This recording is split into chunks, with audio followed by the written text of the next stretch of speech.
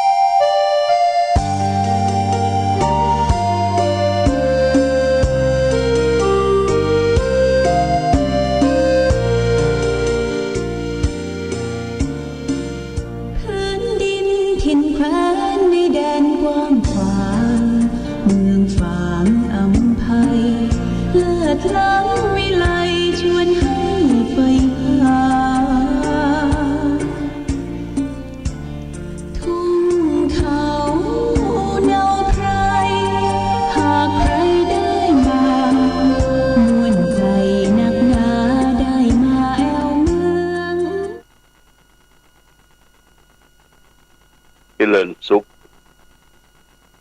ศรัทธาสาธุชน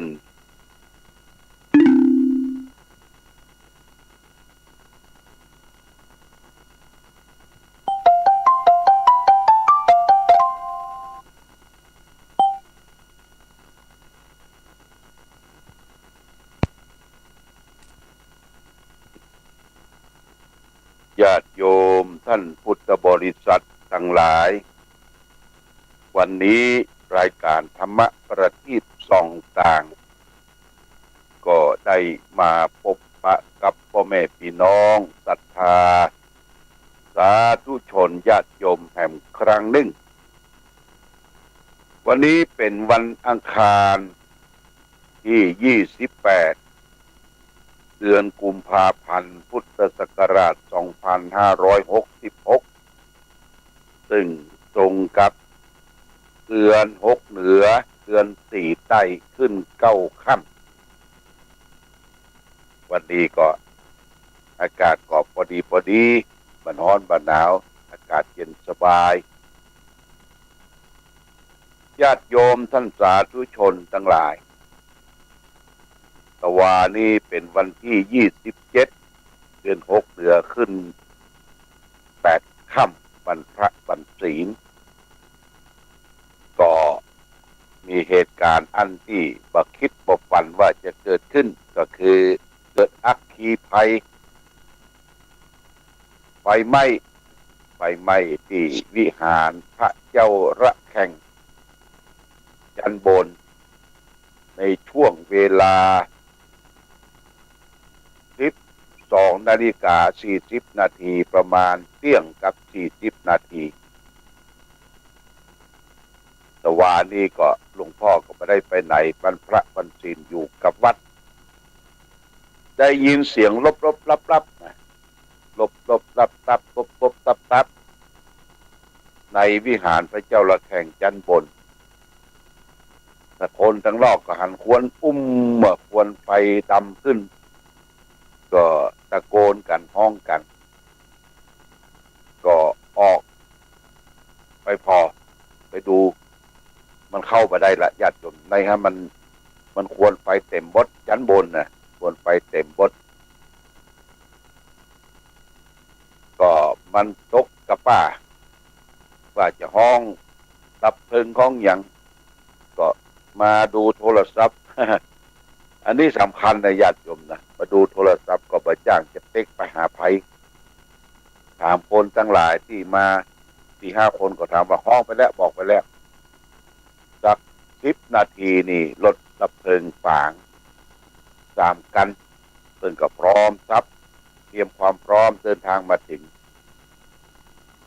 ปุ๊บก็ฉีดน้ำไปก็ลุกโหมในชั้นบนที่หน้าพระเจ้าพาราละแข่งองค์พระเจ้าละแข่งลุกตือขึ้นไปถึงเพดาน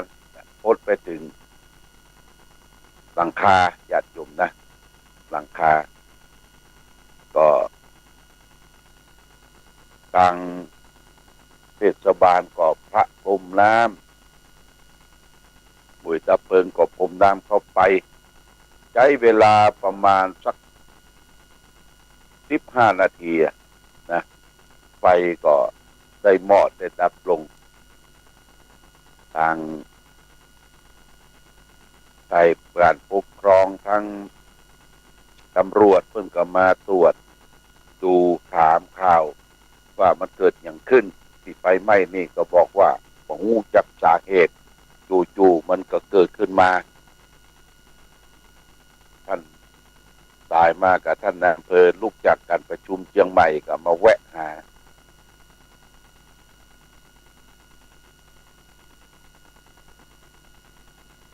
ผลปรากฏสรุปว่าเนี่ยญาติโยมวิหารที่เขาเคยไปไหว้ไปสักการะบูชาปฏิบัติธรรมกันทุกวันเสาร์ตั้งในไม่หมดเป็นพรมเป็นอาสนะเป็นธรรมาสอย่างดี2 ชั้นแล้วก็เป็นเก้าอี้เป็นตู้พระไตรปิฎก2 ตู้หนังสือหนังหาเครื่องขยายเสียงที่ใจจันบนน่ะก็ไม่หมดก็ประเด็นนี้ทางตำรวจวิชาการหรือตำรวจเพิ่นจะมาสำรวจลูกจากเชียงใหม่ไปเนี่ยมาพิสูจน์หลักฐานว่ามันเกิดจากอย่างแท้เพิ่นจะคือเข้าเท่าถ่ายรูปก็ขึ้นไปที่ประตูใหญ่แล้วก็สามารถที่จะเอากล้องถ่ายไปก็มีหลายท่านหลายคนได้ถ่ายรูปแชร์ข่าวออกไปทั้งหลายทั้งปวงก็ได้โทรศัพท์มาแสดงความเสียใจอะไรอาวรณ์ต่อสิ่งที่มันไหม้มันเบิร์นไปแล้วญาติโยมเจ้าเปิดวิทยุดูก็ได้ยินท่านอาจารย์พระครูอภิวัตวัฒนะอภิวัตท่านก็ได้ออกรายการข่าวประชาสัมพันธ์ทางวิทยุดังขึ้นสีขาวพระครูอภิวัตทัศนวิกรมก็บอกว่าไฟไหม้วิหารพระเจ้าละแข่งสำนักปฏิบัติธรรมของหลวงพ่อวัดพระบาทอุดมและบ่อสวาเวียงฝางก็ได้แจ้งให้ญาติโยมท่านทั้งหลายรับทราบแต่ว่าผู้คนทั้งหลายก็บาดเจ็บบ่เป็นเนี้ยตามปกตินะแต่ว่าไฟเนี่ยมันบ่เข้าไฟออกไฟมันเอาบัดตันแท้ๆเนี่ยญาติโยมเอาบัดตันนะก็เลยไหม้หมดตั้งในน่ะองค์พระก็เหลือแต่องค์พระซุ้มพระนี่มันเป็นไม้สักเพื่อนแต่งซุ้มลานศิลาคาวัสดุก่อสร้างเนี่ยเพื่อนได้แต่งซุ้มและเสา2 เสาที่ประดับองค์พระนี่เรียกว่ากรุโดยไม้สักแกะสลักกรุโดยไม้สักเรียบร้อยไหม้ไปเนาะแล้วก็หน้า หน้าที่เอาไปไหว้สักการะบูชาก็มีธรรมะเทศธรรมแล้วก็มีมะโตหมู่บูชาแล้วก็มีสารูปของครูบาเจ้าศรีวิจัยสารูปของพระพรหมมงคลหลวงปู่ทองตั้งไว้เป็นที่สักการะบูชาก็พระเพลิงก็กลืนออกไปแต่สภาพการที่เฮาหันนี่แต่ยังไม่ได้เข้าไปตำรวจบอกว่าห้ามเข้าไปเพื่อจะมาพิสูจน์อยู่ก็หันพระพุทธรูปองค์พระราพระเจ้าระแข่งเครื่องทรงของเปิ้นเนี่ยมันก็จะละออกมาเหลือแต่องค์พระนั่งบำเพ็ญอยู่ที่หั่นเพราะฉะนั้นความเสียหายก็ประเมินว่าอาจจะเป็น2-3 ล้านเพราะว่าเขาก็จะต้องดูว่าตำรวจหรือที่เจ้าเทคนิคเพิ่นก็จะมาดูช่างหรือกรมโยธาของรัฐบาลของเทศบาลเพิ่นจะมาดูมาตรวจว่าอาคารอันเก่าเนี่ยใช้ได้ก่อนอาคารอันเก่านี่มันเป็นปูนญาติโยมมันเป็นหลอกคือหลอกการแล้วก็ป้าด้วยเล็กบุงด้วยกระเบื้องรอนผู้แต่ที่ไม่เวยก็คือเพดานเนี่ยเพดานมันเป็นไม้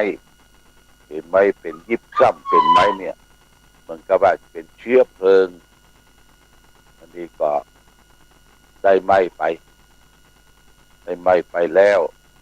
ก็เขาก็ได้เคยไปประพฤติปฏิบัติธรรม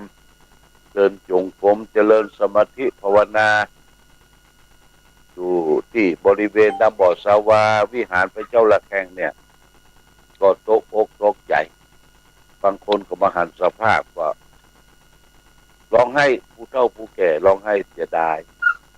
แต่ระดับเขาก็ไม่สามารถที่จะเอาสิ่งทั้งหลายที่มันไหม้มันเบิร์นมันเสียไปแล้วกลับขึ้นมาแต่เขาก็สามารถที่จะบูรณะปฏิสังขรณ์ท่านอาจารย์พระครูวัฒนวิกรมอาจารย์ยันยงพระครูอภิวัตรวัฒนวิกรมบอกว่าเพิ่นจะมาเยี่ยมมาเยียนวันที่ 3เนี่ยผู้คือนี่ต้องขอขอบคุณโมทนามาแสดงความเสียใจร่วมกันที่ได้เคยใช้สถานที่แต่นั่นแหละญาติโยมเขาก็ต้องรอได้พิ้วได้กวาดได้เช็ดได้ถูเจ้าหน้าที่ได้มาตรวจก่อนถึงจะเข้าไปในสถานที่ได้นี่เป็นเหตุเพศภัยเกิดขึ้นในวันศีลตะวาเนี่ยญาติโยมวันศีลตะวาเวลาสักเที่ยง 45เนี่ยช่วงนั้นนะหลวงพ่อก็พักผ่อนอยู่ท่านเพนก็พักผ่อนอยู่ที่กุฏิทางทิศใต้วิหารเนี่ยได้ยินเสียงรบก็ออกไปดูก็ช่วยยังไม่ได้ละน้ำที่ไหนก็มันตกกับป้าไปก็เลยทางเทศบาลทางกองการดับเพลิงเพื่อมาช่วยผู้คนเจ้าหน้าที่ทุกแผนกก็มาช่วยกันบริการดูแลเต็มที่อันนี้ก็สรุปแล้วว่าไม่ไปละเนี่ยญาติโยมที่ไหนนะก็เป็นยังต้องเขาก็ก้อยพิจารณาจุดสร้างกันต่อไปในอนาคตการต่อไปเพราะฉะนั้นญาติโยมท่านสาธุชนทั้งหลายในช่วงนี้ก็อาตมาก็เป็นห่วงทางวัดวาอารามทางคณะสงฆ์ว่ากี่วันน่ะได้ประชุมปลายเดือนเนี่ยประชุมคณะสงฆ์อำเภอฝางว่าระวังเรื่องปืนเรื่องไฟเนอร์ทางคณะสงฆ์จังหวัดเชียงใหม่เพิ่นก็ได้ให้เฮาระวังไฟไหม้ได้ลามหมอกควันต่างๆแม้แต่ของที่เฮาใช้ในวัดในวาก็สรุปแล้วว่าที่หาดหลังนี้ใช้มาหลังจากที่เฮาได้สร้างได้แผงจิตใช้มาประมาณสัก17 ปีญาติโยมนะ17 ปี2017 510 47เนาะเอาทำบุญฉลอง47 48ก็การเวลาก็ลงมา17 ปีและนอกจากนั้นองค์พระเจ้าละแข่งเนี่ยได้อาราธนานิมนต์มาประดิษฐานที่วัดพระบาทอุดมในปี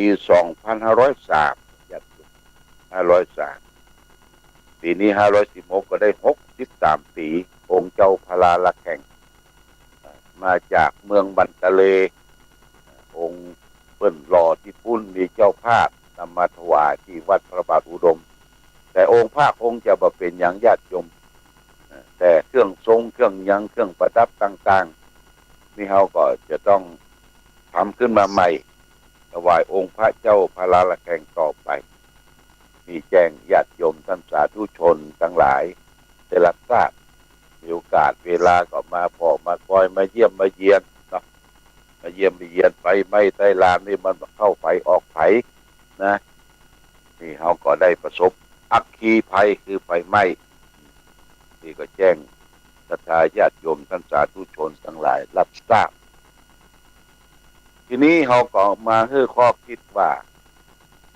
เพราะว่าบ้านเพราะว่าวัดเพราะว่าสถานการศึกษานี่สำคัญก็คือจะได้ไปประมาทสายไฟนี่สายไฟเฮาก็ต้องยอมรับว่าใช้มา10 กว่าปีเนาะสายไฟเนี่ยบางทีมันเปราะมันแห้งหรือไฟที่เฮาเป็นไฟเตียนนี่ก็มีนะญาติโยมไฟเตียนไฟฟ้าเนี่ยบางทีลืมถอดปลั๊กถอดหยังมันฮ้อนมันช็อตขึ้นมาเนี่ยมันก็สามารถที่จะนำพาให้เกิดไฟไหม้ได้ที่บ้านที่เฮาก็เหมือนกันเพราะฉะนั้นไหว้พระสวดมนต์เสร็จแล้วก็ถอดปลั๊กถอดหยังแล้วก็ดูเทียนที่เฮาจุดเนี่ยบูชาเคาะน้ำตามไส้อย่างตลายให้จุดเป็นตี้ญาติโยมนะจุดเป็นตี้อย่าไปจุดหน้าพระหน้าอย่างที่มีไม้มีอย่างต่างๆเกิดเป็นเชื้อเพลิงก็บอกว่าที่สำนักวิปัสสนาเนี่ยเพิ่นสร้างเจดีย์ไว้เจดีย์นี่ก็มีพระรอบเจดีย์นี่8 องค์คิดจันทร์การพุธพัดศุกร์เสาร์ราหูเนี่ยมีช่องถ้าเราจะจุดเทียนจุดอย่างบูชาก็ไปที่พระพุทธรูปรอบเจดีย์เนี่ย8 องค์ตามช่องนั้นนี่ก็แนะนำกันไปแต่ว่าเราก็จะต้องระมัดระวังกันต่อไปญาติโยมแถมประการหนึ่งก็คือวัดวาอารามเนี่ยควรที่จะได้ประกันอัคคีภัยทางวัดพระบาทอุดมก็ประกันเหมือนกันแต่ว่าบ่ใช่ศาลาบ่ใช่วิหารหลังนี้มันเป็นกุฏิไม้อยู่ทั้งรุ่มกุฏิเก่าประกันไว้แต่วิหารโบนนี้บ่ได้ประกันญาติโยมก็เลยสวดโอกาสที่จะมีคุณประกันที่จะมาซัพพอร์ตดูแลที่จะสร้างห้างแปลงต่อไปนี่ก็ฝากเป็นข้อคิดคือแก่วัดวาอารามต่างๆที่เป็นกุฏิไม้ครึ่งตึกครึ่งไม้ปีนึงก็บ่กี่ตังค์มัน 2-3 พันประกันปีต่อปีถ้าเกิดอัคคีไฟไหม้ขึ้นมาเฮาก็จะได้รับค่าประกันภัยเหล่านั้นอันนี้ก็ฝากไว้ว่าบ่ควรที่จะประมาทไฟไหม้ใต้ลามมันเกิดได้ทุกเวลา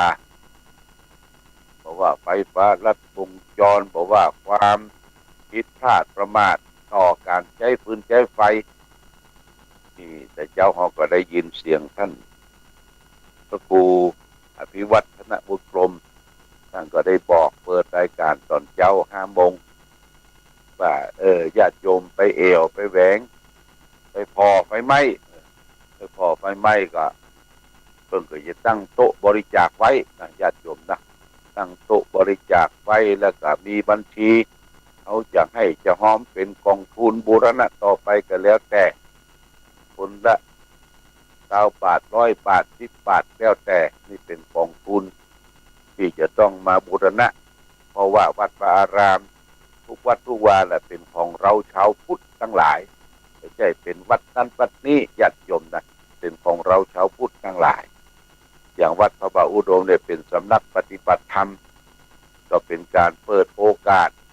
คือญาติโยมได้มาปฏิบัติธรรมประจำวันเสาร์